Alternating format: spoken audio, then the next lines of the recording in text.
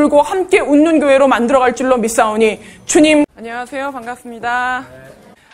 시간에는 카이로스의 시간과 크로노스의 시간이 있다 그러죠. 크로노스의 시간은 이렇게 흘러가는 시간입니다. 1시, 2시, 3시, 4시 이렇게 쭉 흘러가는 시간이라면 카이로스의 시간은 마치 내 인생의 어떠한 정점처럼 질적인 시간을 얘기합니다. 나의 전 생애를 변화시킬 수 있을 것 같은 그런 시간을 얘기하죠. 그러한 카이로스의 시간이 사람들을 변화시키고 그들의 인생을 완전히 바꿔놓습니다. 제가 하나 믿는 믿음은 뭐가 있냐 하면 하나님이 함께 하시면 이 시간에도 여러분에게 카이로스의 시간 같은 질적인 시간이 되어서 여러분의 인생이 뒤바뀔 수 있는 시간이 될 수 있다고 믿습니다. 그래서 여러분이 그런 마음을 가지고 강의에 임하시면 하나님께서 적절하신 은혜로 또 함께 해주실 줄로 믿습니다. 오늘은 이제 신앙의 토대에 대해서 말씀을 드리겠는데요. 그러니까 하나님의 말씀인 성경 말씀, 그 다음에 기도, 예배, 그리스도인의 교제, 그 다음에 증인의 삶, 이렇게 5가지를 말씀을 드릴 겁니다.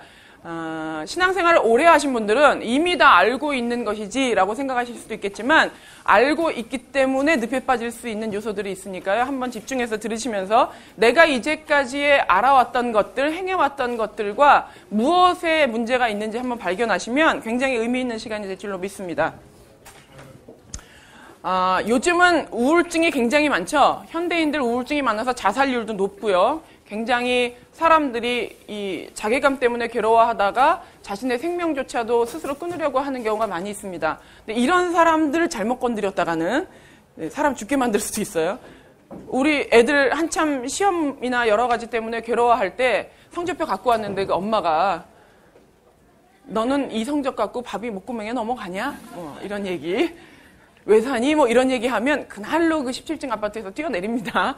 그러니까 애들이 왜 그런 일을 경험을 하냐 하면 내 마음 가운데 어려움이 있을 때 그 한 사람의 말 한마디가 그 사람의 인생을 좌우할 수 있을 만큼 큰 위력을 갖는다는 거예요. 그래서 사람의 언어는 능력을 가지고 있습니다. 그래서 때로는 그 언어가 사람을 살리기도 하고 죽이기도 해요. 제가 아는 어떤 한 집사님은 남편이 좀 큰 문제를 일으켜가지고 감옥에 가게 되었습니다. 그리고 물론 부부간의 관계도 안 좋았을 거고 가정에 굉장히 악영향을 미쳤겠죠.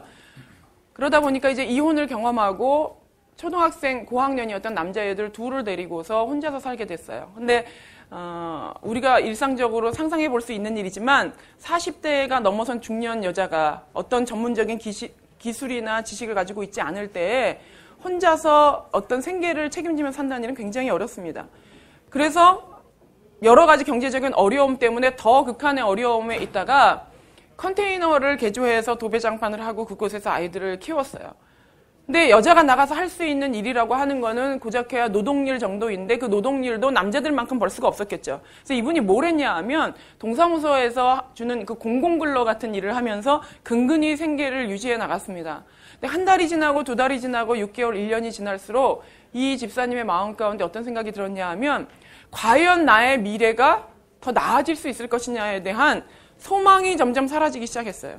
사람이 제일 힘든 때가 언제냐 하면 내가 얼마만큼을 지나면 나아질 것이다 라고 한 소망이 있으면 견딜만 해요. 요셉의 위대함이 그렇죠. 너는 13년 고생하다가 총리가 될 것이다. 그러면은 우리 같은 사람도 견디고 이를 악물고 버팁니다. 근데 문제는 기한 없이 이 고난이 계속될 때에 그것을 이길 수 있는 사람은 참 많지 않은 것 같아요. 근데 이 집사님이 그랬어요. 내가 1년을 지내고 2년을 지낸들 내가 이 아이들을 학원이나 보낼 수 있으면 내가 이 아이들의 장래에 뭘 해줄 수 있을 것이냐. 나의 직업이 이것보다 더 나아질 수 있을 것인지 조금이라도 더 돈을 벌어서 무언가 할 수 있을지 자신감도 없어지고 더 나아질 기미가 보이질 않아요. 이미 남편은 감옥에 가버렸고 그 사람이 차라리 안 돌아오는 게 더 나은 상황입니다. 그럴 때 이분이 어떤 마음을 가졌냐 하면 수면제를 모으기 시작을 했어요. 하나 두알 이렇게 모으다가 이제 어느 순간에 완전히 소망이 단절되어지고 정말로 내가 죽어야겠다라고 생각하는 순간이 점점 다가오기 시작했습니다. 그러던 어느 날 과거에 이제 교회를 다녔던 한 권사님이 이 집사님에게 전화를 했어요. 전화는 내용은 별거 없었어요. 별일 없어? 밥 먹었지? 잘 지내? 그냥 이러고 끊었어요. 그러고 나서 한 달 반쯤 지나서 그 집사님하고 권사님하고 길에서 우연히 마주치게 됐어요. 같은 동네 살았으니까요. 그때 이 집사님이 그 권사님한테 하는 얘기가 권사님 한 달 반 전에 나한테 전화했었잖아. 그러니까 이 권사님은 내가 그랬었나? 기억도 없어요. 왜냐하면 별 용건이 없었으니까요. 근데 이 집사님 하는 얘기가 그때 권사님이 전화했을 때 나 그날 수면제 다 먹고 죽으려고 했던 날이라고. 근데 밥 먹었어? 별일 없어? 라고 물어보는 그 한마디가 나를 지금 살렸다고. 내가 밥은 먹었는지, 내가 별일은 없는지, 살아는 있는지 궁금해하는 사람이 한 사람은 있구나. 그 한 사람만 있다면 아직은 죽지 말아보자. 혹 내게 소망이 있을지 모르겠구나. 이런 마음 때문에 그날 먹으려고 했던 수면제를 버렸다는 얘기를 했다고 합니다. 자살을 꿈꾸는 사람들은요, 항상 누군가에게 자신의 그 상황을 호소하거든요. 단 한 사람만 나를 이해해주는 사람이 있어도 사람은 죽지 않는다 그래요. 아마도 그 집사님이 그랬던 것 같습니다. 나를 기억해주는 그 한 사람 때문에 살았다면 그 이야기가 밥 먹었어? 별일 없어? 한마디지만 그 한마디가 어떤 결과를 가져왔죠? 사람의 생명을 살렸어요. 이렇게 인간의 언어는 능력을 가지고 있습니다. 그래서 옛말에 우리 선진들이 했죠. 말이 씨가 된다고. 그래서 말 조심하라는 얘기를 했는데 그 말이 성경에도 적혀져 있습니다. 뭐라고 되어 있냐면요. 마태복음 12장 36절 37절에 이렇게 되어 있습니다. 내가 너희에게 이르노니 사람이 무슨 무익한 말을 하든지 심판날에 이에 대하여 신문을 받으리니 제 말로 의롭다함을 받고 내 말로 정죄함을 받으리라. 우리가 어떤 무익한 말을 하든지 간에 상관없이 네 말로 의롭다함을 얻고 네 말로 심판을 받으리라. 그러니까 우리의 언어가 우리의 영생을 좌지우지할 만큼 우리의 심판과 의로움을 좌지우지할 만한 능력을 가지고 있다는 거예요. 그렇다면 인간의 언어도 이렇게 능력이 있는데 하나님의 언어는 얼마나 능력이 있겠어요? 인간의 이 허탄한 언어를 가지고도 사람을 죽이고 살릴 수 있는 힘을 가지고 있다면 하나님의 언어는 얼마나 위대한 능력을 가지고 있겠습니까? 오늘 아침에 해가 떴습니까? 비웃으시네요. 너무 질문이 유치해가지고. 오늘 아침에 해가 떴나요? 의심할 여지가 없죠. 내일은 해가 뜹니까? 내일도 해가 떠요. 너무나 당연한 얘기죠. 아침에 일어나서 오늘 해가 뜨나? 비 온다고 걱정하면서 창문을 열어보는 사람은 아무도 없을 거예요. 그 해가 언제 떴던 해죠? 어제 떴던 해요? 어제 떴던 해가 또 아니라고 할 수는 없지만 질문을 바꾸겠습니까? 언제부터 뜨기 시작했죠? 태초에 하나님이 천지를 창조하실 때 하나님이 가라사대 빛이 있으라 하심에 빛이 있었고 그 빛으로 낮을 주관케 하시고 밤을 주관케 하신 그 순간부터 태양은 뜨기 시작했어요. 이건 뭐죠? 하나님의 언어는 선포되어지는 동시에 존재가 되어져 버린다는 얘기예요. 우리는 거기에 대해서 한 번도 의심하지 않고 매일매일을 살고 있습니다. 우리의 언어는 어때요? 배가 고프니까 빵이 있을지어다 하면 빵이 턱 생겨나나요? 그러면 너무 좋겠죠. 다이아몬드는 생길지어다 그러면 다이아몬드가 탁 생겨나면 얼마나 기쁘겠어요. 생각만 해도 막 여자분들은 막 얼굴에 미소가 떠오르시는데 우리 인간의 언어는 선포되어진다고 존재가 되어지진 않습니다. 근데 하나님의 언어는 어떻다고요?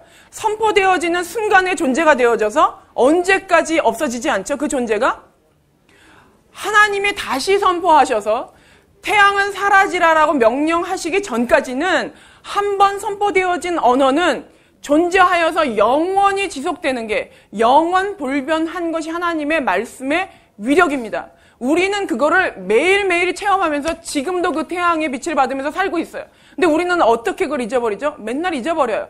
하나님이 언젠가 여러분이 힘들고 어려워서 눈물 지며 기도할 때 이런 말씀 한 번쯤은 다 들어보셨을 거예요. 내가 너와 함께하리라. 근데 우리는 최소한 그 사안이 끝날 때까지 혹은 그날만 함께한다고 생각을 해요. 그리고 어려워지면 또다시 기도하죠. 그 음성 다시 한번 들려달라고. 근데 더 들릴 필요가 없어요. 왜냐하면 한 번 선포된 언어는 내가 너와 다시는 함께하지 아니하리라 하기 전까지는 영원히 존재가 되어져서 우리에게 지속되는 능력의 말씀이기 때문입니다. 근데 우리는 그 말씀을 항상 단발적으로 그냥 수동적인 문자로만 생각을 하기 때문에 그 말씀이 우리에게 힘을 발휘하지 못하는 거예요. 이와 똑같은 원리로 하나님이 아담을 창조하신 다음에 선악과를 따먹지 말라 하셨을 때 뭐라고 얘기하셨죠? 너희가 이 선악과를 따먹으면 정령 죽으리라 얘기했어요. 정령 죽으리라 했는데 불행하게도 아담과 하와가 선악과를 따먹었습니다. 그리고 어떻게 되었죠? 정령 죽는 존재가 인간이 되어버렸어요. 근데 그 정령 죽으리라 했던 죽음의 저주가 아담과 하와에게 임한 이후로 언제까지 계속되고 있죠?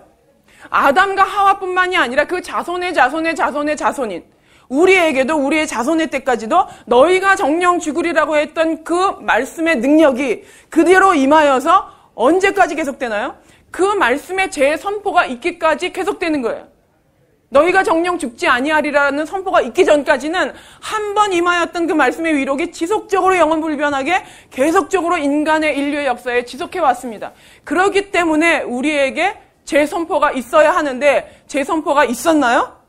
요한복음 1장 1절에 태초에 말씀이 계시니라 그 말씀은 곧 하나님이셨어요. 누구죠? 예수 그리스도. 요한복음 1장 14절에 말씀이 곧 육신이 되어 이 땅 가운데 오셨다 그랬어요. 말씀이 곧 육신이 되어 이 땅 가운데 오셔서 십자가에 달려 죽으심으로 말미암아 어떠한 재선포가 있었죠? 너희가 나를 믿는 자는 영원히 죽지 아니하리라. 어떻게 되었어요? 정령 죽으리라고 했던 그 말씀의 저주가, 인간에게 내렸던 그 죽음의 저주가 불순종으로 말미암은 죄의 결과가 이제 예수 그리스도가 말씀이셨던 그 하나님이 육신이 되어 이 땅 가운데 오셔서 십자가에 달려 죽으심으로 말미암아 말씀의 새로운 선포가 이루어졌어요. 아담과 하와의 죄를 지은 자마다 정령 죽어야 했지만 십자가에 달린 예수 그리스도를 믿는 자마다 너희가 이제는 죽음을 맛보지 아니하고 영원히 살리라 하는 그 말씀의 재번복이 일어났다는 사실입니다. 우리는 그래서 예수 그리스도를 믿어야 하고 예수 그리스도 이외에는 구원의 다른 문이 없다고 하는 이유가 아무리 선행을 해도 그 말씀을 번복시킬 능력이 있나요? 아무리 우리가 고행을 해도 인도의 사람처럼 자해를 하고 고난을 동참하면서 일평생을 고해를 하며 산다 해도 우리를 구원할 능력이 있나요? 말씀을 번복시킬 능력이 있나요? 그렇지 않아요. 그렇기 때문에 우리에게 그 말씀의 재번복이신 말씀이 육신이 되어 이 땅 가운데 오신 예수 그리스도만이 유일한 구원의 문이요. 그것 말고는 우리가 천국에 갈 수 있는 다른 길이 없다는 사실입니다. 그래서 말씀의 첫 번째, 불변하시는 하나님의 말씀을, 그렇다면 여러분은 예수 그리스도를 믿으신 이후에 행복하십니까? 물론 심정적으로 행복할 수 있습니다. 제가 질문을 바꿔서 여러분이 예수 그리스도를 믿으신 이후에 만사형통하십니까? 이걸 어떻게 대답해야 할지. 아니라 할 수도 없고 기라 할 수도 없고 예수 그리스도를 딱 영접하고 나니까 세상에 하는 일마다 너무 잘 되고 사업은 번창하고 아이들은 그냥 대학에 쩍쩍 들러붙고 분양에 느낌하면 당첨이 척척 되고 몸은 날로 건강해져가지고 흰머리도 안 나고 마징가 제트처럼 점점 온 가족이 튼튼해지세요? 예수 그리스도를 믿는다고 해서 모든 것이 만사형통하지는 않습니다. 아마도 저만 그렇지는 않을 거예요. 그죠? 종종 우리는 우리의 심정 가운데 행복하지 않은 마음을 느낍니다. 불안을 느끼고 무언가 쫓기는 것 같은 마음을 느껴요. 근데 그 두려움의 기저에는 뭐가 있을까요? 종류는 다르지만 우리가 느끼는 것은 그 다른 종류마다 해당되는 두려움이에요. 무언가에 대한 두려움. 근데 그 두려움의 공통점을 찾아보면요. 변화에 대한 두려움입니다. 어떤 변화요? 내가 지금은 이렇게 회사에서 안정된 위치에 잘 있어요. 근데 어느 날 가뭄의 바람이 불면서 내가 지금 누리고 있는 이 위치가 변화될 것 같은 불안감을 느껴요. 지금은 내 아이가 내 품 안에 있는 것 같아요. 근데 애가 점점 변하기 시작하더니 집에 잘 안 들어와요. 반항하기 시작해요. 그때 어떤 두려움을 느끼죠? 내 아이가 떠날 것 같은 두려움. 옛날에는 나 아니면 죽고 못 산다고 하면서 바라보는 눈초리가 아주 달랐는데 남편의 눈초리가 어느 날 냉랭해지기 시작하더니 시큰둥한 모습을 보면서 어떤 두려움을 느껴요? 이 사람이 나를 사랑하는 게 아니라 다른 사람을 사랑하면 어떡하나 하는 두려움. 내가 지금까지 유지했던 이나마 살고 있는 아파트 평수마저 잃어버릴까 봐 두려워하는 것. 과거에는 접시를 씹어먹어도 소화할 것 같은 나의 위장이 어느 날 소화가 안 되더니 한 달이 넘도록 지속적으로 소화가 안 돼요. 그럼 무슨 생각이 들죠? 위암인가? 등산을 하는데 갑자기 호흡이 가빠요. 폐암인가? 갑자기 두려워져요. 왜요? 내가 누리고 있던 이 건강마저 사라질 것 같은 두려움. 그렇다면 제가 질문 하나 드리겠습니다. 이 지구상에 변하지 않는 것이 무엇이 있나요? 지진이 났을 때 어느 한 기둥 밑에 숨어 있는다고 지진을 피할 수가 있습니다. 땅이 흔들리고 있는데요. 그렇다면 이 땅 가운데 흔들리고 있지 않은 게 뭐가 있습니까? 변하지 않는 게. 사람도 변해요. 남편도 변하고 아내도 변하고 자식도 부모도 다 변해요. 내가 가지고 있는 물질도 나의 회사도 영원 불변토록 지속되는 건 아무것도 없습니다. 지구조차도 변하고 있어요. 모든 환경도 변하고 우리가 발을 디디고 있는 이 지구라고 하는 땅덩어리 안에 존재하는 모든 것은 변합니다. 그렇다면 무언가는 변하지 않는 것을 붙잡지 않는 한 우리는 그 두려움으로부터 해방될 수가 없어요. 남편을 의지해도, 내 물질을 의지해도, 권력을 의지해도 끝내는 두려울 수밖에 없는 것은 그것은 모두가 다 변하는 가변적인 존재이기 때문입니다. 우리가 궁극적인 평안을 원한다면, 진정한 행복을 원한다면 무언가 변하지 않는 하나를 붙잡아야 하는데 그거는 하나님의 말씀밖에 없습니다. 영원 불변토록 이 태양이 떠오르는 것처럼 하나님의 말씀의 존재가 그대로 지속되어져서 영원히 변하지 않는 그 하나님의 능력의 말씀만이 우리에게 진정한 평안을 줄 수 있는 기본적인 기둥이라는 사실입니다. 우리가 이제까지 성경을 읽으면서 그것이 내게 만약에 능력이 되어서 오지 못했다면 우리가 말씀의 위력을 너무 과소평가하고 있었습니다. 우리가 믿는 말씀은 어떤 말씀이죠? 이렇게 주일날 되면 여보 내 성경책 어디 있지? 막 한참 찾죠. 찾아가지고 이렇게 막 먼지를 이렇게 툭툭 털어가지고 오랜만에 이제 심장과 가장 가까운 겨드랑이에 끼고 거룩한 모습을 가지고 주일날 와서 보는데 성경을 피십시오 하면 성경이 질이 안 나서 넘어가질 않아. 이렇게 막 꺾이죠. 막 이게 종이가 넘어가질 않아. 워낙 안 읽어가지고 빳빳하게 새 성경 그대로 갖다 꼽아놓고 우리의 말씀은 혹시 그렇지 않습니까? 그냥 읽어도 마치 종이에 먹물로 써놓은 것 같은 아주 수동적인 말씀, 그것이 우리의 말씀이었다면 그 말씀의 언어가 우리 안에 들어올 때에 그것이 직접적으로 존재가 되어지는 능력의 말씀이 여러분에게 다시 살아나기를 바랍니다. 두 번째로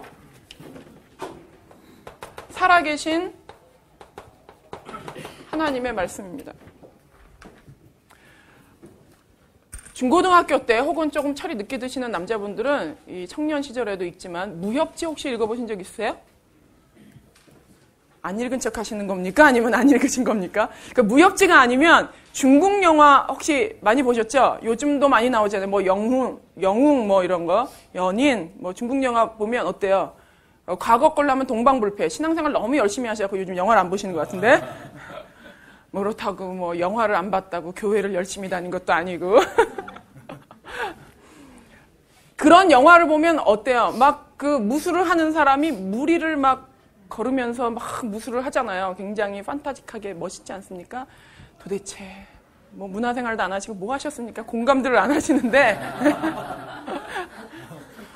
뭐 이게 천둥 갖고 딱 하면 그게 완전히 총알처럼 사람한테 박히고 막 옷깃만 스쳐도 그 대나무 숲에서 대나무 잎이 쫙 떨어져가지고 그게 화살촉이 돼가지고 적군에게 착착 박히고 막 이러잖아요.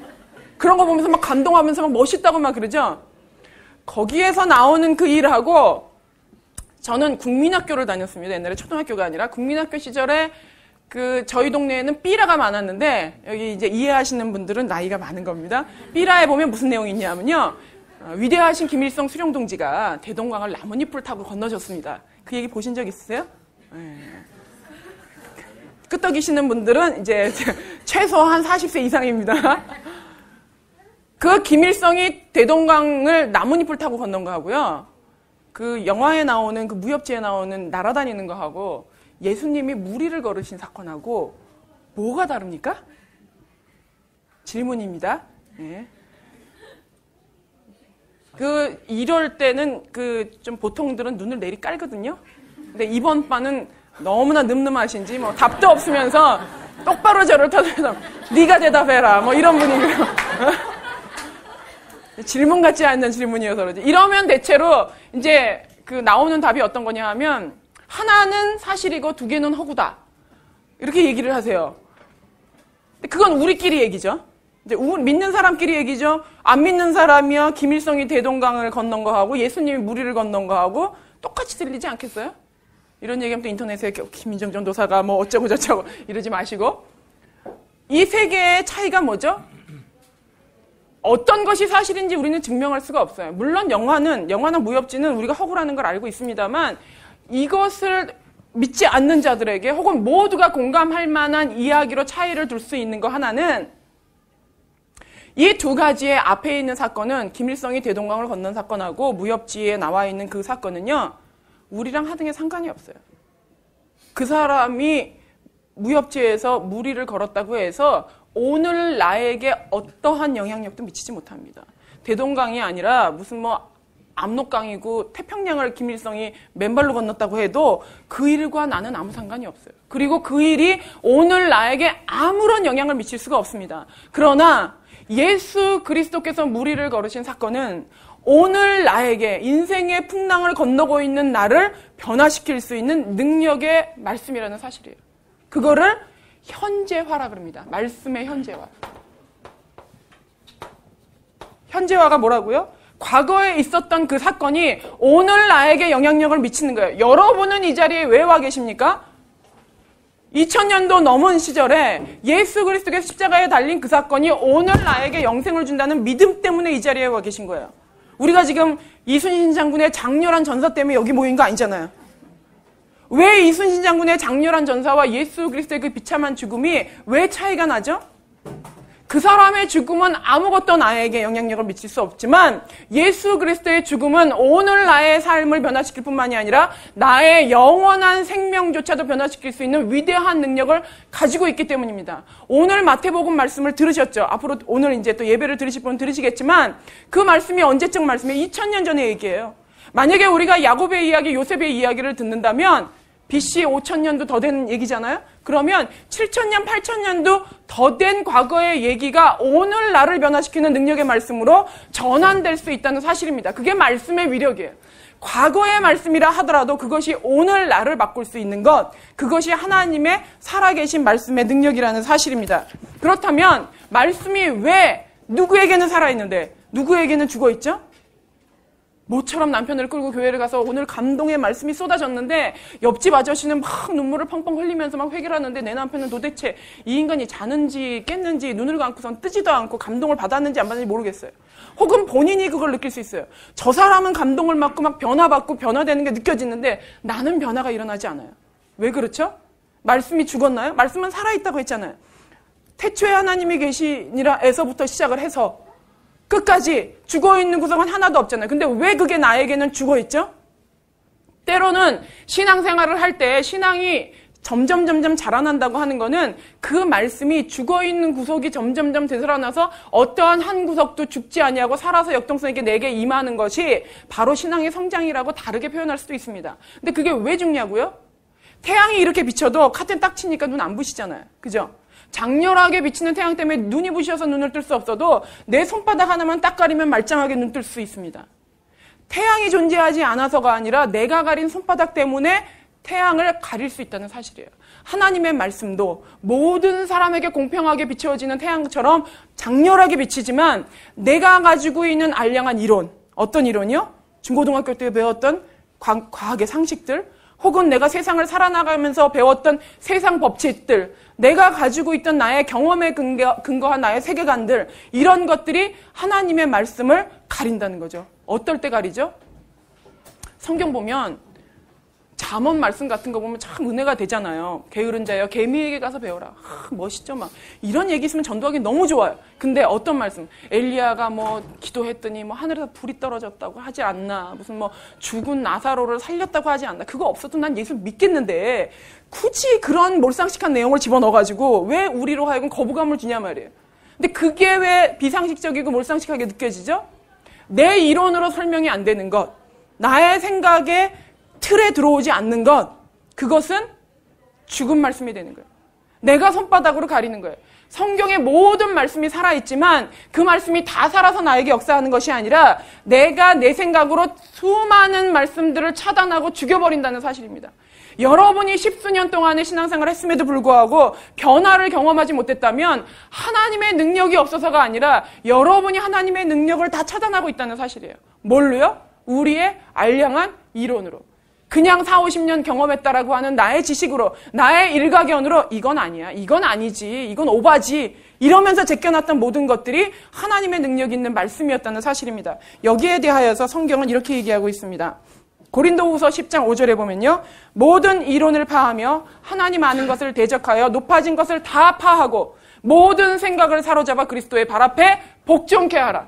모든 이론을 파하되 어떤 이론이요? 하나님 아는 것을 대적하는, 하나님의 말씀을 반대하는 모든 너희들의 알량한 이론을 사로잡아서 어떻게 하라고요? 그리스도의 발 앞에 먼저 복종시키라는 거예요. 나의 생각을 먼저 그리스도의 발 앞에 복종시키지 않는 한 우리에게 그리스도의 장성한 분량까지의 성장은 불가능한 일밖에는 될 수 없습니다. 왜냐하면 하나님의 말씀이 나를 변화시키는데 그 말씀을 내가 차단하고 있는데요. 말씀이 죽은 것이 아니라 내가 그 말씀을 죽이고 있다는 사실입니다. 그래서 오늘 살아있는 말씀이 돼야 되는데 축도할 때 잘 들어보셨어요? 축도할 때 보면 하나님, 예수님, 성령님 나올 때 그 성령님에 대하여 기도할 때 이런 얘기를 합니다. 성령님의 교통하심이. 그 성령님의 교통하심이라고 하는 것은 하나님과 우리 사이를 부단히 왔다 갔다 하시면서 교통하시면서 과거와 현재를 부단히 왔다 갔다 하시면서 과거에 일어났던 그 하나님의 모든 사건이 오늘 나에게 지금 역사하는 살아있는 말씀으로 역사할 수 있는 감동을 성령 하나님이 하시는 역할이라는 의미입니다. 여러분의 신앙은 혹시 석화되어진 신앙 아니십니까? 화석처럼 굳어져 버린 신앙 아닌가요? 아는 것은 많은데 오늘 나를 살리지 못하는 말씀. 과거에는 왕년에는 그랬었는데 지금은 아니에요. 지금은 감동도 없고 지금은 나를 변화시킬 수 있는 게 아무것도 없어요. 무뎌진 것 같지만 무뎌지기에는 너무나 강하고 고정관념에 사로잡혀버린 나의 신앙이 변화되지 않고 있다면 그것은 말씀이 현재화되지 않고 있다는 얘기입니다. 하나님의 말씀이 영원 불변하는 말씀이고 능력의 말씀이지만 그 능력의 말씀이 능력의 말씀으로 나에게 임하게 하기 위해서 해야 되는 일은 그 말씀이 과거가 아니라 미래도 아니고 오늘 지금 나에게 임하는 말씀으로 변화되어야 됩니다. 그 말씀의 위력이 오늘 지금 나에게 여러분에게 적용되지 않는 한 과거에는 그랬었지 아마 앞으로는 내게 은혜를 주실 거야. 이거 다 필요 없어요. 신앙은 현재예요. 신앙은 오늘 지금 나에게 일하시는 하나님의 말씀이 여러분에게 임하기를 바랍니다. 과거를 현재화하는 말씀, 과거에 아무리 오래된 이야기라 할지라도 하나님의 영원 불변하신 그 능력의 말씀이 오늘 나를 변화시킬 수 있는 무한한 가능성을 가지시고 여러분의 알량한 지식을 내려놓지 않는 한 여러분은 말씀을 통한 변화를 경험하기가 너무 어렵다는 겁니다. 말씀의 은혜의 주체가 누구에게 달려있다고요? 나에게 달려있다고. 여러분의 생각을 먼저 그리스도의 발 앞에 복종시키십시오. 여러분의 생각에 맞서 싸우는, 말씀과 맞서 싸우는 그 모든 이론들을 먼저 접고 그리스도의 발 앞에 복종시킨다면 그때 비로소 하나님의 능력의 말씀이 오늘 여러분에게 임하는 역사가 있을 거라고 생각합니다. 세 번째로 운동력 있는 말씀입니다. 남자아이들 키워보셨습니까? 저는 아들만 둘을 키웠는데요. 제가 이제 그 아기 낳기 전에 어떤 목사님 가정을 방문을 했는데 문을 딱 열자마자 그 사모님이 빗자루 몽댕이를 들고 식탁 밑으로 그 아들을 쫓아서 이렇게 톰과 제리처럼 돌고 계신 장면을 제가 봤어요. 보면서 야, 참 교양도 없다. 어떻게 사모님이 그 손님이 왔는데 그 아들을 쫓아다닌다고 저 빗자루를 들고 저러고 톰과 제리처럼 쫓나 그랬는데 그리고 제가 아들을 둘을 낳습니다. 저는 카텐봉을 뜯어가지고 새 파이프를 들고 쫓아다닙니다. 아들들은 웬만큼 때려서 아프지도 않아요. 저는 항상 그 자부심이 뭐냐 하면 아들 하나를 키우는 거는 얌전한 딸 20명을 키우는 거랑 막먹는다 이런 마음으로 키워요. 걔네들은 웬만큼 소리 질러서 놀래지도 않아요. 때려도 아프지도 않아요. 죽여라 그냥 이러고 있어요. 그냥 죽을 때까지 때리지 않는 한 눈물도 안 흘려요. 그죠? 근데 제가 왜 이 말씀을 드리냐 하면 5살에서 대략 한 7살, 8살 되는 아이들이 막 남자애들은 부산해요. 그러니까 친구네 집에 놀러 가면서 엄마가 3시간 동안 엄마 친구랑 얘기를 할 테니까 너 여기 소파에 가만히 앉아있어. 그랬는데 얘가 3시간 동안 소파에 가만히 앉아있다. 그럼 얘는 병원을 데려가야 돼요. 그러니까 정상이 아닌 거예요. 그죠? 보통 남자애들은 뭐 다른 집은 또 그런지 몰라요. 저희 집은 그랬어요. 문을 열면 얼마나 힘이 넘치는지 문이 떨어져 나갈 것 같아요. 문이 꽝 하고 열면 한 번 이렇게 딱 열리는 게 아니라 탁탁탁탁탁 10번 왔다 갔다 해야지 잔잔해지죠. 이 자녀 힘이. 그러고 나면 이제 한 바퀴 우리 옛날 고무줄 할 때 표현 삿가닥질 한 바퀴 삿가닥질 딱 하고 나면 소파에 올라가서 뛰기 시작해요. 그러면서 막 뭐 던지고 뭐 이제 호기심에 막 찾고 막 서랍 열고 그 계단으로 올라가고 물론 저도 어렸을 때는 그랬지만 그런 일들을 해요. 왜 그렇죠? 왜 그래요? 그 조그만 몸뚱아리에 에너지가 넘치는 거예요. 이 에너지를 소모하지 않으면 밤에 잠을 못 자요. 그래서 애들은 그냥 운동장에 있는 잔디밭에 확 풀어놓고 피곤하게 만들어야 밤에 자요. 왜냐하면 이 안에 운동력이 넘쳐나는 거예요. 비유가 좀 그렇지만 하나님의 말씀도 이 성경책이라고 하는 이 안에 갇혀있는 말씀이 아니라 넘치는 에너지를 가지고 우리에게 역사하는 하나님의 말씀입니다. 근데 아까 말씀드린 것처럼 그 넘치는 에너지를 가지고 있는 말씀을 우리가 죽이면서 사실은 살고 있다는 사실이에요. 그래서 우리가 은혜를 받으려고 할 때 이를 악물고 머리에 띠띠고 내가 오늘은 반드시 은혜를 받으리라 이러고 있어서 은혜를 받는 게 아니라 내가 거부하지만 않는 한 운동력 있는 말씀이 우리에게 침투해 들어와서 우리의 마음을 꿈틀꿈틀하게 하면서 바꿔놓는다는 사실이에요. 제가 예를 한번 들어볼게요. 교회입니다, 이게. 옛날 우리 카드 그릴 때 그리던 교회지만 한 사람이 여기에 들어와서 예배를 드리고 그리고 나가죠. 아침에 보통 주일 평범한 가정의 풍경은 어떠냐 하면요. 분당우리 교회는 지각하면 골치 아픈 교회예요. 주차하는 게 너무 어려워가지고 안 그래도 지금 막 그 마음이 바빠 죽겠는데 막 아내가 막 깨우잖아요. 뭐 이제 김 집사님이라고 하자고요. 여자 집사님 막 남편을 깨워요. 이 왼수 같은 인간이 일어나지도 않더니 화장실에 들어가서 또 나오지도 않아. 밥 먹으라고 아무리 얘기를 해도 대꾸도 없어. 애들은 옷 입으라고 꺼내놨더니 옷 마음에 안 든다고 막 땡깡 부리고 있어요. 그럼 막 슬슬 열이 받기 시작하죠. 시간은 다가오는데 주일날 아침부터 이거 쏟아놓고 싶지는 않은데 자꾸 나의 성질을 건드려요. 그러면 이제 이를 악물고 참아요. 내가 이제 교회 가기 전에는 어쨌든 은혜를 쏟을 수는 없으니까 이 인간 데리고는 가야 되니까 어쨌든 막 비유 맞춰가지고 하면 벌써 막 이게 올라오기 시작하죠. 올라오다가 결국에는 뭐 밥도 제대로 안 먹고 설거지도 못하고 이러고서는 오면 벌써 이제 시간이 늦었어. 이제 주차할 때 되면 여기서부터 차가 막히죠. 그러면 드디어 이제 뚜껑까지 올라와요. 그러면 이제 어떤 마음이 드냐 하면 내가 주를 위하여 이놈의 인간들 내가 군기를 잡겠다. 주님을 위하여서 내가 이 예배만 끝나봐라. 예배만 끝나면 우리 가정의 신앙의 기강을 세우리라. 이런 굳은 결단을 하면서 일단 예배당에 들어가죠. 예배당에 들어가서 앉아있으면 어때요? 자꾸 슬슬 마음이 이렇게 느슨해져요. 그럴 때마다 다시 내 의지를 고치 세우며 내가 오늘만큼은 이 결단을 무너뜨리지 않으리라 막 이러고 결단하죠. 근데 오늘 말씀 들어보셨죠? 뭐라 그래요? 정죄하지 마라. 계속 네 들보를 먼저 봐라. 네 눈 안에 그러면 나의 의지를 아무리 고치 세우려 해도 내 마음이 언젠가 이 예배 끝나서 찬양할 때쯤 되면 막 눈물을 흘리면서 십자가를 생각해야지 막 이러면서 점점 마음은 다 풀어지고 그래 이 불쌍한 사람 얼마나 피곤했으면 주중에 돈 버느라고 얼마나 고생했으면 주일날 이럴까 그 교회에 와주는 것만 해도 고맙지 이러면서 점심 맛있는 거 해줘야지 어느새 확 변해버렸어요. 그죠? 그 의지는 온데간데 없고 그때 우리 안에 어떤 일이 일어나는 거죠? 내 의지는 결단을 내겠다고 하는 게 내 의지였어요. 근데 운동력 있는 하나님의 말씀이 어떻다고요? 우리 안에 들어와서 우리를 자꾸 꿈틀꿈틀 움직여요. 내 마음을 자꾸 이렇게 들쑤셔요. 우리 표현을 하면. 그래서 내 마음이 달라지게 하는 거예요. 남자분들 은혜 못 받는다고 하지만요. 사실상 남자분들이 교회에 왔다가 가면 간혹 좀 이 심적인 면에서 혼란스러워하거나 짜증내는 경우가 있습니다.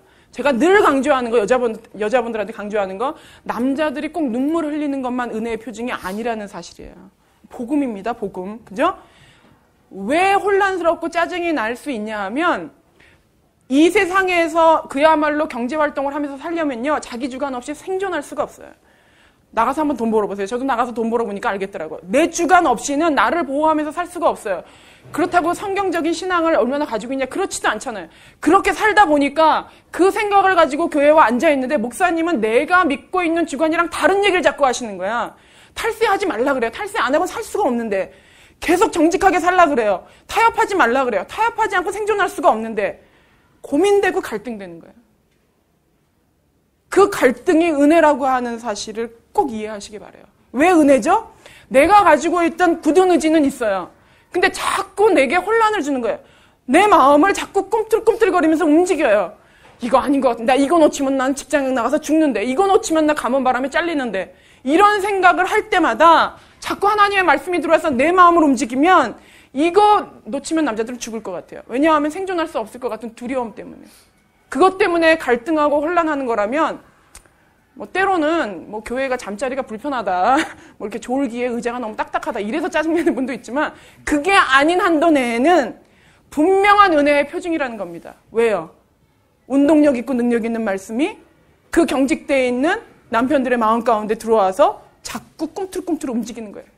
너 이거 아니지 않냐? 한번 다시 생각해봐라. 이게 정도 아니냐? 손해를 봐도 이거 해야 되지 않냐? 자꾸 그러면요, 마음이 괴로워요. 부인이 막 잔소리 안 해도 안 그래도 괴로워요. 그러다가 그것이 더 가중이 되어서 하나님 앞에 완전히 꼬꾸라지는 날에 눈물이 나고 감동이 나고 기쁨이 나는 거지, 교회 데려갔다고 첫날부터 뭐 눈물 흘리고 그러는 거 부러워하실 필요 없어요. 하나님은 사람마다 따로 각자에게 맞는 은혜로 함께 하십니다. 근데 분명히 우리가 신뢰해야 되는 것은 우리의 알량한 이론으로 가리지 않는 한 하나님의 그 말씀의 에너지는 매우 강력하여서 우리의 마음에 들어와서 우리의 의지라도 바꾸시고 흔드실 만한 위력과 능력이 있는 말씀이라는 사실입니다. 이제까지 여러분이 성경을 읽을 때 마치 옛날 이야기, 옛날 히스토리처럼 그냥 이런 일이 있었지 이렇게 들으셨다면 여러분은 완전히 착각하고 말씀을 보신 겁니다. 말씀은 한 절 한 절이 살아서 그것이 선포되는 순간 존재가 되어지고, 그리고 그 존재되어진 것은 하나님이 번복하지 않는 한 영원히 지속되는 능력의 말씀으로 여러분의 삶을 오늘 완전히 바꾸는 능력을 가지고 있는 완벽한 말씀이라는 겁니다. 우리가 일평생 의지해야 될 거, 영원히 변치 않는 하나님의 말씀 말고는 아무것도 없습니다. 그것을 신뢰하면서 가실 때 여러분이 분당 우리 교회에서 신앙생활을 하시면서 이 말씀을 보는 시각만이라도 바뀐다면 시체같이 죽어있는 석화된 말씀이 아니라 오늘도 꿈틀꿈틀 살아서 내가 보는 말씀마다 그 활자가 벌떡벌떡 일어나서 나한테 달려들며 나의 심정을 뒤집어 놓는다면 그 말씀이 여러분을 변화시킬 때 여러분의 신앙은 완전히 달라질 줄 믿습니다. 두 번째는 기도입니다.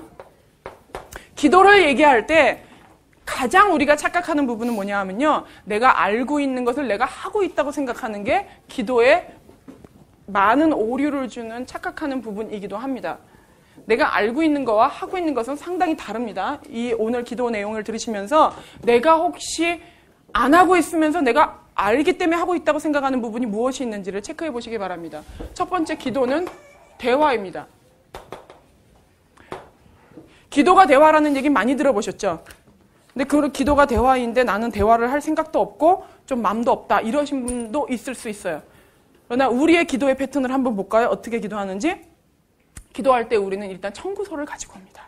하나님 아버지, 이번에 판교 분양하는 거 잘 부탁합니다. 지난번 3번 안 해주셨죠? 자, 이번은 마지막입니다. 두 번째, 우리 남편 사업 자꾸 위태한데 이거 좋지 않습니다. 하나님, 요거 바로 잡아주십시오. 우리 아들 이번에 고3 됐는데 좋은 학원 고를 수 있도록 주님 도와주십시오. 하면서 이렇게 청구서를 드려요. 딱 1번, 2번, 3번 청구서 드리고 딱 드리고 딱 나와요. 그러니까 하나님이 얘기하려고 야 하면은 벌써 나가 있어요. 우리는 손 털고. 금요 철야는 어때요? 이제 내 집에 있는 청구서 갖고는 좀 모자라죠. 철야는 좀 기도를 많이 해야 돼요. 그래서 옆집에 있는 거 부모님 청구서를 다 가져와요. 우리 옆집에 지금 요새 무슨 일이 있는데 막 청구서를 길게 읽어요. 그러고는 딱 드리고 와요. 금식 기도는 어때요? 자 모여라. 우리 집은 금식이다. 초비상이다. 응답될 때까지 굶는다. 그럼 머리에 띠띠고 가죠. 하나님, 다른 거 다 제껴놓고 요 문제. 우리 남편 회사 지금 부도 나기 일보 직전인데 몇 월 며칠까지 요 부도 어떤 방법으로 막아주시지 않으면 1차 11조 금지, 2차 성가대 탈퇴, 보복조치 가합니다. 급결제 요망합니다. 이게 금식 기도예요. 조금 과장되기는 했지만 기도의 요소 가운데는 찬양도 있고 감사도 있고 회개도 있고 간구도 분명히 있습니다. 그럼에도 불구하고 우리의 모든 기도는 거의 대부분이 간구를 차지하고 있어요.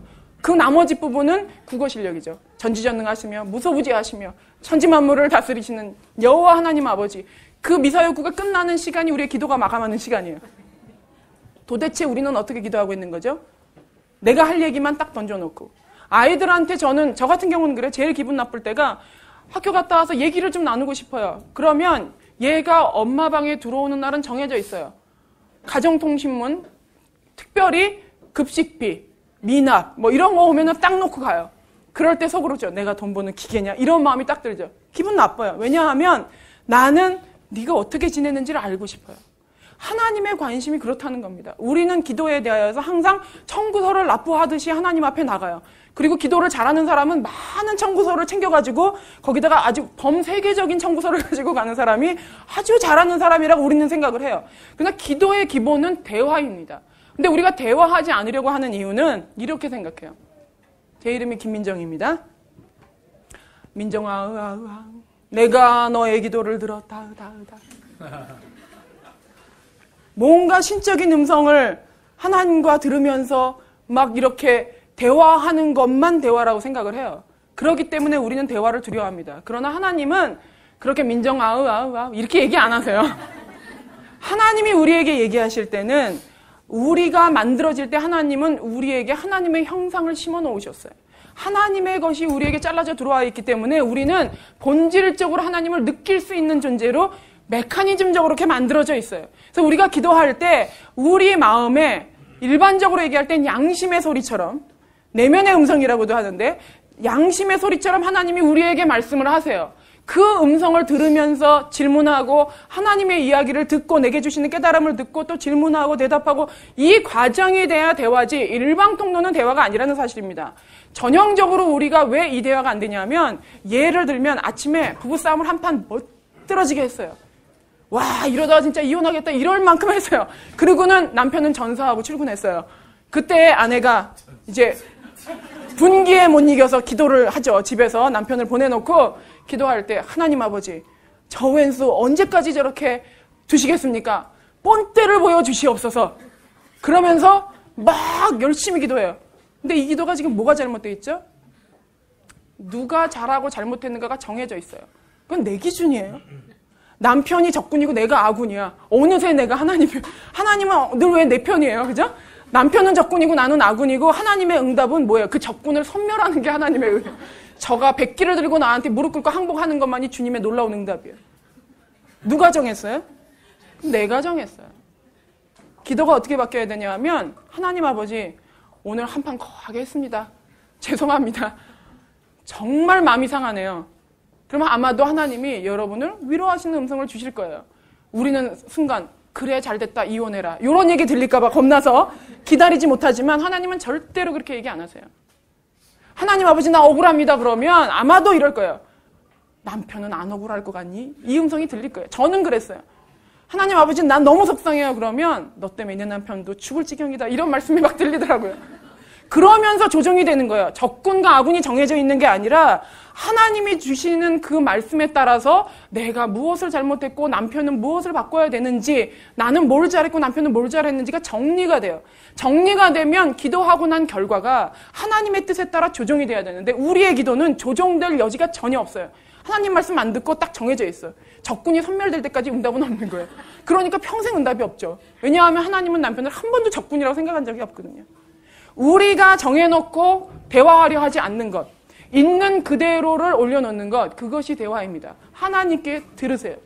두려운 마음을 내려놓으시고 기다리세요. 운전하면서 좋잖아요. 혼자서 운전하면서 갈 때마다 하나님 아버지 오늘 하루 도와주세요. 그러면 하나님이 또 뭐라 내 마음 가운데 말씀하시는 것 같은 느낌이 들면 또 얘기하시고 여러분의 심정을 토로하는 겁니다. 선교학에서 커뮤니케이션 학을 배우는데 커뮤니케이션 학에서 5단계로 인간의 그 커뮤니케이션 단계를 나눌 때요. 상위 첫 번째, 두 번째 단계가 뭔지 아세요? 나의 마음을 나누는 거예요. 나의 감정을 나누는 거예요. 나의 느낌을 나누는 거예요. 결국 정보 교환은 가장 하층이에요. 식사하셨습니까? 네, 먹었습니다. 버스 이거 타면 절로 가요. 그거는 모르는 사람한테도 물어볼 수 있어요. 가장 친밀한 대화는 뭐라고요? 나 오늘 되게 속상했어. 나 오늘 정말 울고 싶을 것 같아. 그런 마음, 느낌을 나누는 것, 그게 진정한 대화입니다. 하나님과 그런 대화로 바꾸신다면 여러분의 기도의 패턴이 달라질 줄로 압니다. 두 번째, 기도는 영적인 호흡입니다. 영적인 호흡이라고 하는 것은 호흡을 취미로 하시는 분 계세요? 지금 잠깐 쉬어야겠다 막 이러면서 쿵쿵 따 심장이 막 쿵쿵 따 뛰는데 너 너무 피곤한데 좀 쉬어라 이런 분 계세요? 차라리 그 호흡을 안 해서 기도를 안 해서 죽으면 좋겠어요. 그러면 우리가 계속 기도할 텐데 불행하게도 하나님이 그렇게 안 만들어 놓으셔가지고 기도 안 해도 우리 너무나 늠름하게 잘 살죠. 늠름하게 잘 사는 것 같지만 사실은 하나님과 점점 멀어지고 있는 겁니다. 사인이 있는데요. 호흡이 안 될 때 이게 머리가 띵 하고 두통이 오고 그러거든요. 똑같은 증상이 나타나요. 토요일날 밤새도록 실컷 잤는데 주일날 또 졸려. 그죠? 밤샜는데 졸리는 건 이해가 돼요. 토요일날 하루 종일 뒹굴뒹굴 방크기 재다가 이제 주일날 왔는데 또 졸려요. 성경만 보면 지루해. 잠이 와. 교회 가는 게 점점 싫어져. 모임만 있으면 거부감이 들어요. 자꾸 하나님하고 멀리 가고 싶은 쪽으로 내 마음이 움직인다 그러면 이게 잘 안 되고 있는 거예요. 기도하고 있다고 자체할지 모르지만 실제로 하나님과의 관계에 문제가 생긴 겁니다. 하나님과 호흡이 잘 되고 있을 경우에는 점점 하나님과 가까운 곳으로 가게 되어 있습니다. 여러분이 여러분 스스로가 내가 기도의 삶을 살고 있는가를 체크해 보실 때 내가 하나님의 것을 점점 사모하고 있는가, 아니면 그나마 주일 예배도 자꾸 가기 싫어져요. 금요철에 나가던 분이 금요철에 가기 싫어져요. 말씀 그나마 보던 사람들이 말씀 보기가 싫어져요. 자꾸 짜증이 나요. 이럴 때는 나의 기도가 지금 호흡이 단절되고 있다는 사인으로 보시면 됩니다. 세 번째, 기도는 하나님만이 가지고 있는 권리를 우리가 소유하는 겁니다. 기도가 재밌으세요? 막 기도가 너무 재밌어가지고 막 생각 오락보다 기도가 좋아, 막 테레비보다 기도가 좋아, 이런 분 계세요? 그런 분 존경합니다. 저는 해보니까 기도가 힘들더라고요. 나를 쳐서 복종시키는 일이에요. 근데 왜 그걸 특권이라고 그러고 권리라고 할까요? 모든 것을 기도해야 하지만 하나님만이 가지고 계신 권리가 있는데 그 권리를 가지고 올 수 있는 게 바로 기도입니다. 기도는 전지전능하신 하나님께 전적으로 무능한 인간이 끈을 대는 거예요.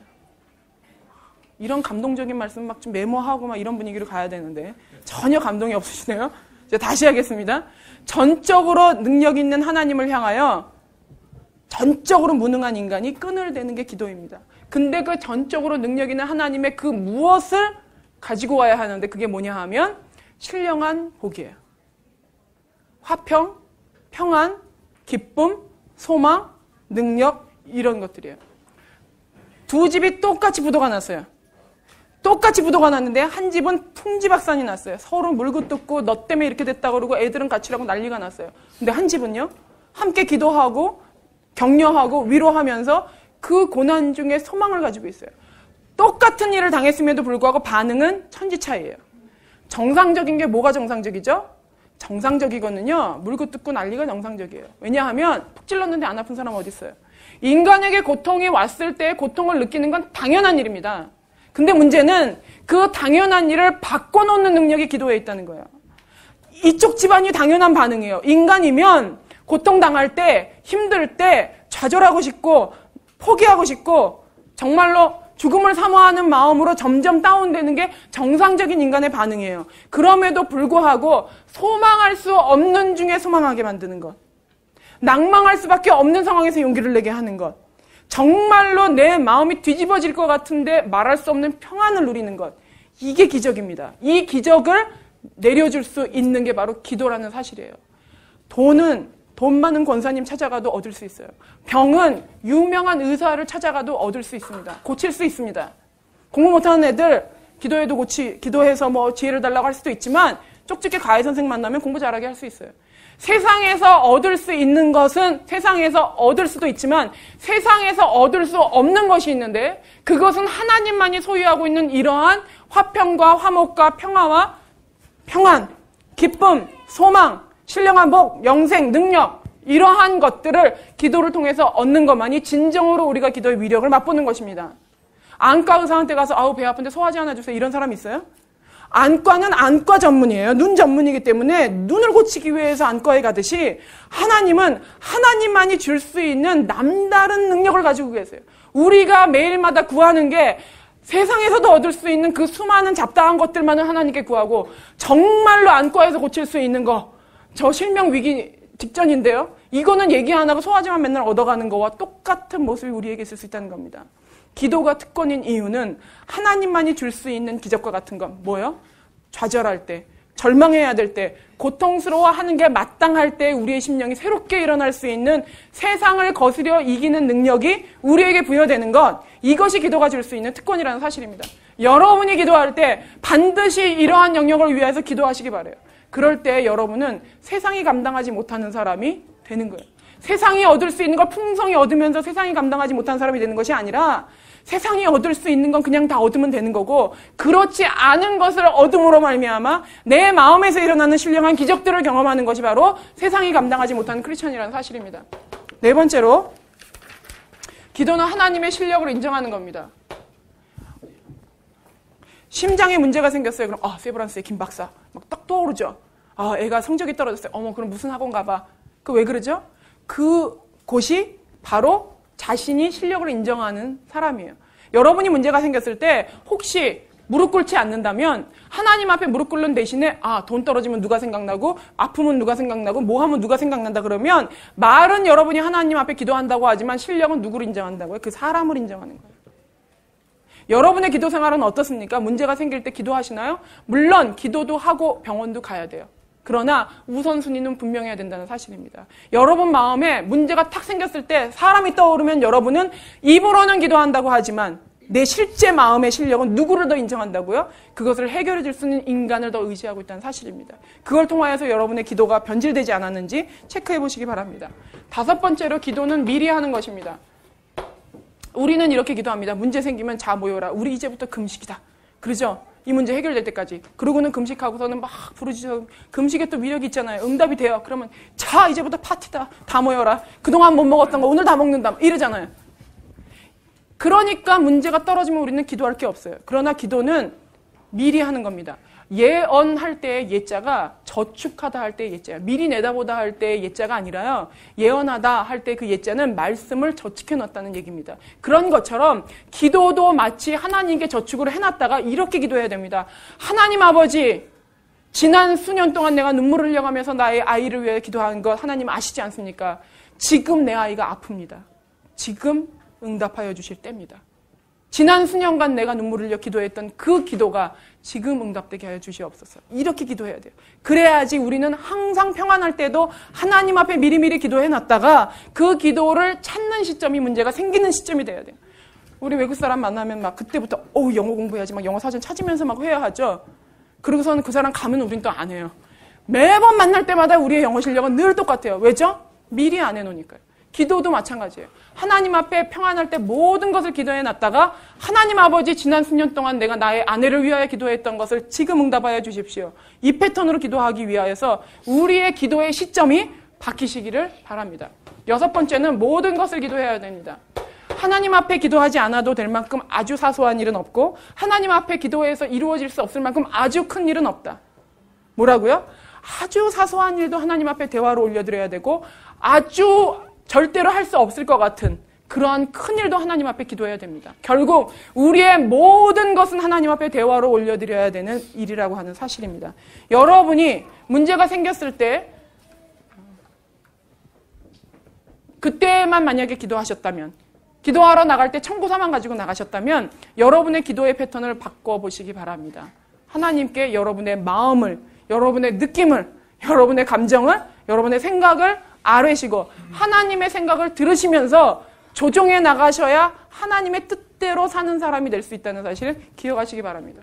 3번째로 예배입니다. 예배는 아까도 말씀드렸던 것처럼 분당우리 교회는 예배에 감격이 있는 교회가 첫 번째 비전입니다. 그만큼 예배에 성공하는 사람은 신앙에 실패하지 않는다는 말에 확신하고 있습니다. 그렇기 때문에 여러분이 분당우리 교회를 다닌다 할 때에는 최소한 나는 예배의 감격을 누린다 와 같은 언어가 되시는 것이 분당우리 교회가 가지고 있는 가장 큰 장점을 누리시는 게 돼요.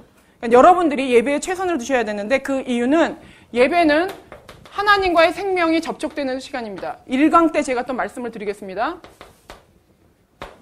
인간은 가전제품하고 똑같습니다. 아무리 지펠냉장고가 대단하고 아무리 무슨 BMW를 타고 다니고 다리미가 있고 해도요.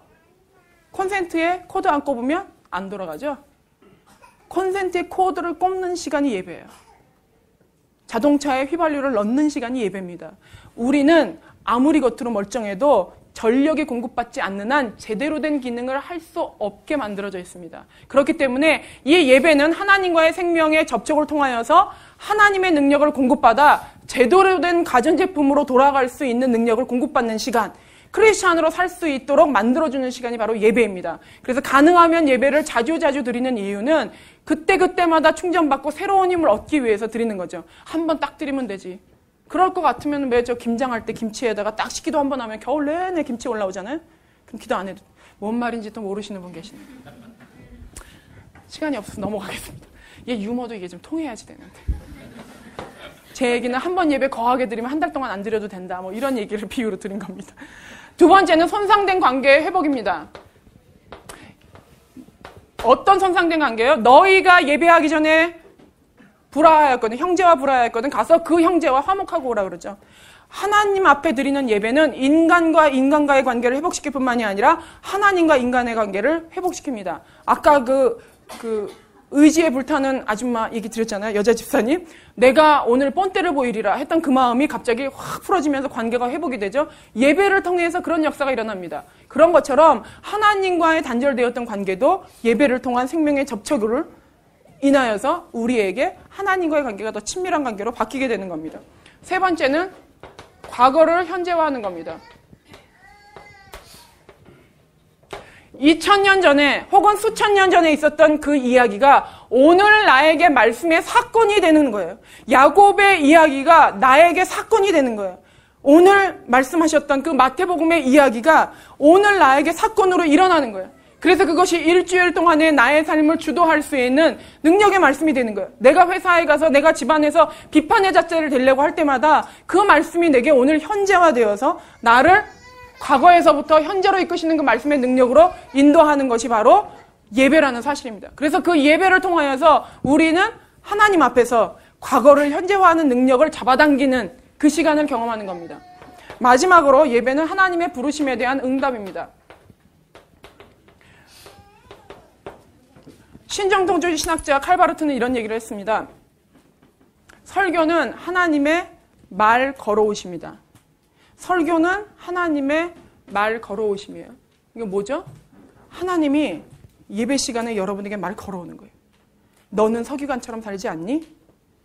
너는 바리새인처럼 굴지 않았니? 너는 14장에서 15장으로 변질되지 않았니? 끊임없이 말 걸어오는 거예요. 하나님이 우리를 부르셨어요. 예배라고 하는 공동체로 부르셔서 우리에게 말 걸어오실 때 말 걸 때는 어떻게 해야 돼요? 대답해야죠. 여자들이 남자들한테 기분 나빠하는 1위가 뭐죠? 뭐 물어봤는데 대답 안 하고 신문만 보고 텔레비만 보는 거야. 그래서 못 들었대. 이런 마음이 들죠. 그때 뭘 느낀다고요? 왜 화낸다고요? 그 사소한 일로? 인격적인 모독을 느껴요. 내 말이 말 같지 않나? 개가 짖는 소리처럼 들리나? 도대체 왜 대답을 안 하는 거지? 미스테리예요. 영원무궁 오래된 미스테리죠. 그 미스테리가 언제 또 일어난다고? 예배 시간에 일어나요. 하나님은 계속 여러분에게 말을 걸어요. 너는 어떻게 생각하니? 너는 바리새인처럼 살지 않았니? 너의 지금 모습은 어떠니? 네 눈에는 들보는 없니? 물어보는데 우리는 늠름하게 아무 일도 없던 것처럼 들어올 때랑 나갈 때랑 똑같은 모습으로 나가죠. 그거 상당히 비정상이에요. 예배는 반드시 들어올 때랑 나갈 때 모습이 달라야 돼요. 그게 정상입니다. 만약에 수없이 예배를 드렸는데 여러분이 한 번도 응답하지 않고 나갔다면 여러분은 예배를 이제까지 잘못 드리신 거예요. 하나님이 부르셨고 여러분에게 말을 걸었으면 대답을 하셔야 돼요. 그래서 분당 우리 교회에서는 뭘 하죠? 찬양 드리잖아요. 찬양 드리고 마지막으로 통성기도 하죠. 여러분이 응답할 수 있는 시간을 드리는 거예요.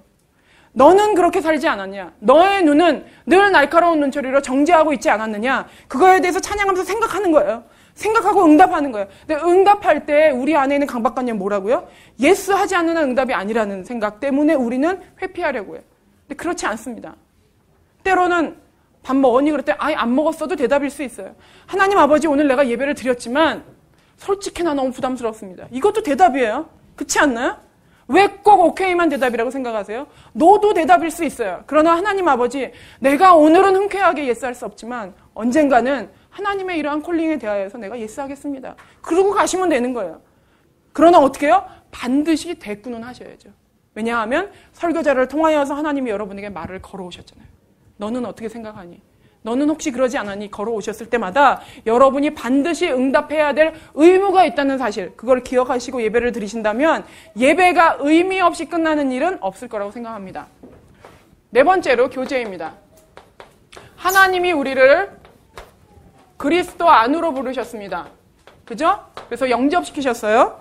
그리스도 안으로 부르셨을 때 또한 하나님은 우리를 교회 안으로 부르십니다. 교회 안으로 불렀다면 이 사람은 반드시 소그룹 안으로 들어와야 됩니다. 왜냐하면 그리스도 안으로 들어오면 우리는 어쩔 수 없이 사탄하고 적군이 돼요. 예수 그리스도를 영접하기 이전에는 우리는 사탄하고 친구예요. 특별하게 적군이 될 이유가 없기 때문에 마귀가 우리랑 늘 같이 이렇게 함께 지내면서 서로 공격할 이유가 없어요. 근데 우리가 색깔을 분명하게 하는 순간부터 우리는 마귀하고 적이 됩니다. 그러면 영적인 전쟁이 시작이 되죠. 우리가 하나님 편이 되니까 마귀 편이 아닌 거예요. 과거에는 하나님 편이 아니었기 때문에 마귀 편인 겁니다. 우리는 그 중간 이루고 싶지만 중간은 없어요. 마귀 편이거나 하나님 편이거나 둘 중에 하나예요. 이 땅에서는. 그때 마귀와 대치되는 상황이 되는데 1대1 영적인 전쟁을 가지고는 이길 수가 없습니다. 상식적으로도 알다시피 귀신은 우리보다 능력이 커요.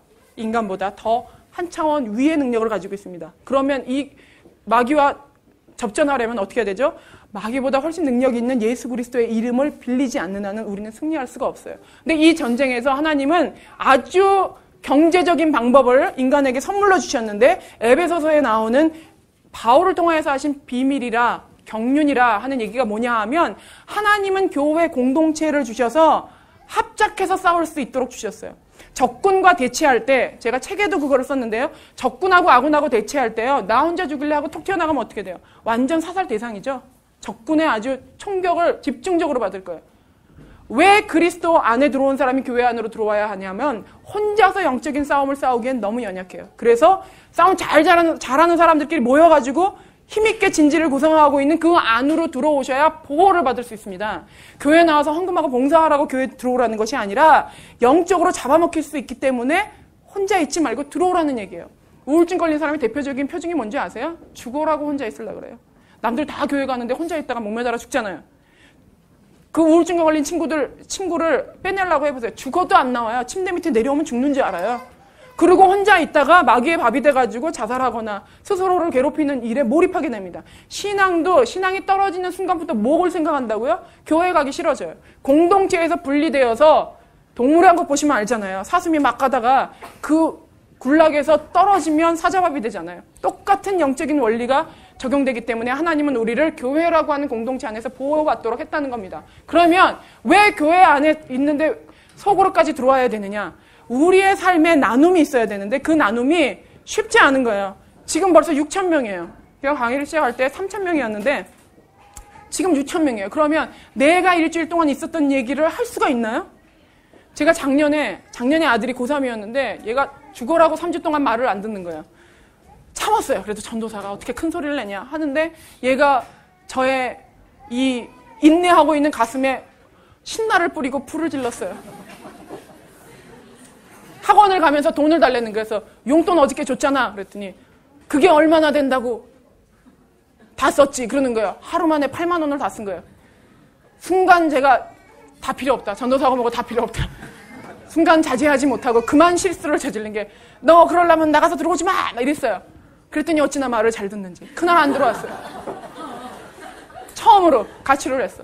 그 다음날 나가가지고 제가 이제 순장반을 이렇게 하고 있었는데 어찌나 속상하든지 처음 경험하는 거니까 얘가 뭐 친구네 집에 간다고 하기는 했지만 너무 속상해서 그 순장님들하고 이렇게 얘기하는데 둘러 앉아있길래 교제를 하면서 말씀을 나누면서 제가 그랬어요. 우리 애가 어저께 나가서 안 들어왔어요. 가출을 했어요. 흑흑흑 했더니 거기 한 순장님이 하시는 말씀이 전도사님 힘내세요. 우리 아들은 나간 지 한 달 됐어요. 순간 그 밀려오는 위로와 평안. 이 기특한 아들. 그래도 우리 아들은 그 다음날 들어온다 그랬거든요. 왜냐하면 제가 전화를 안 받길래 너 전화 안 받으면 죽어 그랬더니 전화를 받더라고요. 전화 받길래 너 내일까지 안 들어오면 호적 팔아. 그랬더니 내일 들어갈게요. 문자를 줬어요. 저는 그거 가지고 사실은 힘들다고 얘기를 했는데 그 얘기를 나누면서 제가 느낀 건 뭐라고요? 와, 내가 너무 엄살이 심하구나. 나의 자금 문제를 침소봉대해서 마치 나는 대단한 고난을 받는 것처럼 착각할 수 있었음에도 불구하고 그 교제를 통하여서 큰 위로와 힘을 얻었어요. 내 아들은 저 아들보다 낫다. 그것 때문에 위로가 아니라 그럼에도 불구하고 정말로 꿋꿋하게 신앙생활을 하는 사람들이 너무 많아요. 그 교제를 통하여서 내가 얼마나 엄살쟁이인지 또 그분들의 기도가 얼마나 힘이 되는지를 느끼고 난다면 교회 안에 들어왔다고 안주할 것이 아니라 반드시 소그룹 다락방 안에 들어가셔야 됩니다. 다락방 안에 들어가면요 꼭 왼수 같은 사람이 하나 기다리고 있을 거예요. 여러분을 아주 그냥 염장 지르려고 기다리고 있는 그 사람이 있을 거예요. 그러나 여러분 꼭 기억하실 건 여러분이 또한 그 사람에게 그런 존재라는 사실을 아십시오. 근데 왜 그런 사람이 존재한다고요? 철이 철을 날카롭게 하듯이 그렇게 사람들과 부딪히면서 우리가 성화되지 않는다면 우리는 발전이 없어요. 예배의 감격을 누려서 하나님과의 절대적인 관계, 그거는 훨씬 쉬워요. 실제 생활에서 부딪히는 문제에서 내가 실력을 발휘하지 않는 한 그리스도의 장성한 분량으로 성장할 수가 없습니다. 싫어도 다락방 나가세요. 다락방 안 나가시면 성장하지 않으실 거예요. 그대로 머물러서 유지하겠다 그러면 예배만 드리시면 돼요. 그러나 내가 성장하길 원한다 그러면 반드시 다락방에 나가셔서 정말로 나보다 더 극한 어려움 속에서 믿음의 절개를 지키는 사람들을 통해 도전을 받고 내가 더 분발해야겠구나 혹은 또 못한 사람에게 격려해주고 그 기도의 힘을 받고 위로를 받을 때에 사는 맛이 나요. 신앙생활하는 맛을 느낄 수가 있습니다. 그렇게 해서 여러분들이 소그룹 안에 들어와서 교제를 나누실 때 진정한 교제가 있을 줄로 믿습니다. 그러나 그리스도인끼리 모였다고 그리스도의 교제인가요? 그렇지 않아요. 크리스찬들끼리 모여서 어머 세상에 이번에 이마트에서 세일을 하는데 뭐 배추가 얼마나 싼지 싱싱하기가 그지없어 막 이 얘기만 하다가 헤어졌다. 이건 그리스도인의 교제가 아니에요. 그리스도인의 교제를 하는 것은 그 사람의 삶의 어려움, 내 삶의 어려움을 서로 나누고 기도하고 격려하고 위로하는 모임이 있을 때 그게 진정한 교제입니다. 부부간에도 여러분들이 밥 먹었어? 애들은?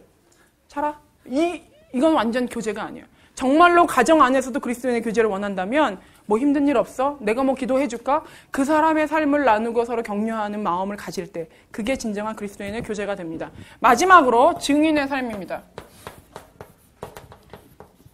증인이라는 말은 법정 용어죠. 무슨 말이죠? 증인이라는 말을 사전적으로 정의하면 내가 보고 느낀 것을 있는 그대로 얘기하는 사람을 증인이라 그래요.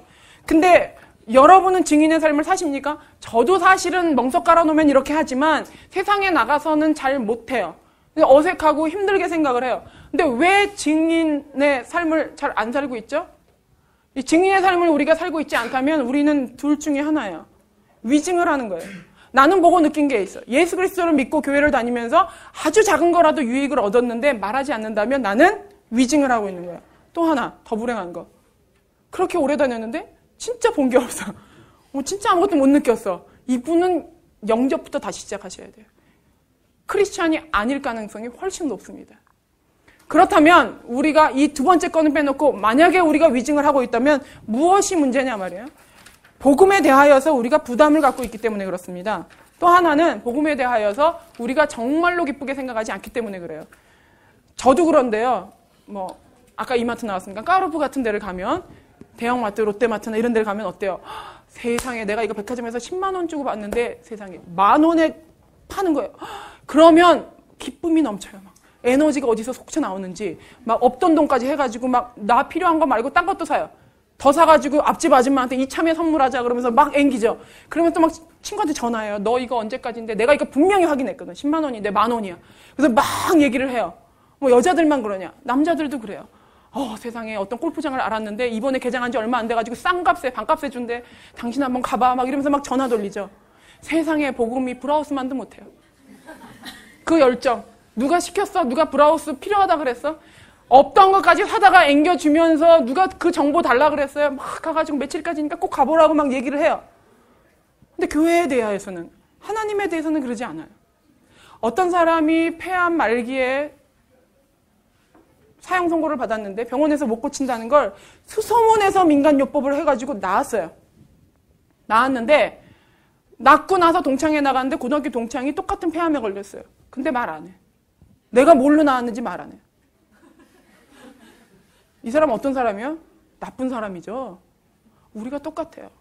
나는 부도의 위기를 만났을 때, 내가 건강의 위협을 느꼈을 때, 내가 좌절하고 힘들었을 때 나는 예수 그리스도를 만나고 힘을 얻었어요. 근데 김 과장이 슬퍼하는데 말 안 해. 앞집 아줌마가 슬퍼하는데 말 안 해. 그럼 뭔 일이에요 도대체? 그게 바로 우리가 가지고 있는 이기심이에요. 우리가 증인의 삶을 살지 못하는 이유입니다. 증인이라고 하는 것은 내가 느낀 거, 본 거 있는 그대로 얘기하면 돼요. 가감 없이 그것만 얘기해도 돼요. 우리가 가지고 있었던 교회에 대하여서 조금이라도 유익하다고 하는 생각이 있으면 그걸 얘기하면 돼요.